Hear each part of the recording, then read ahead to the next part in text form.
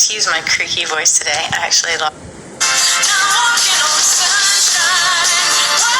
Alright, please excuse my creaky voice today. I actually lost it entirely last week while I was on vacation with a nasty cold, so I guess it was just as well that I wasn't talking to you last week.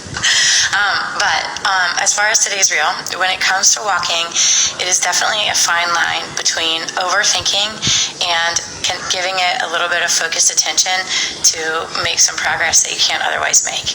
So if you tend to overthink, or if paying attention to what happens with your pelvic floor when you're walking stresses you out, then please do not pay attention to today's reel, because we don't want to make it more stressful. Like, that's not the intent, and there's a lot of other more productive ways that you can make progress without considering it while you're actually in the process of walking.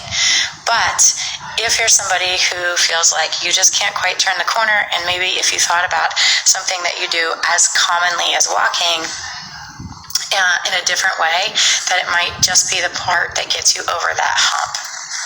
Alright, so if you're still with me, and if you still find it a worthwhile consideration, if you're somebody who tends to hold tension in your pelvic floor, then you want to pay more attention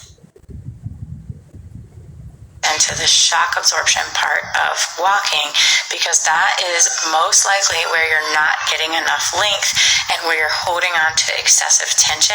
That is part of why you can't let go of that tension, because you're continuing to build it up every time that you're walking. So here's some more thoughts on focusing on the shock absorption piece.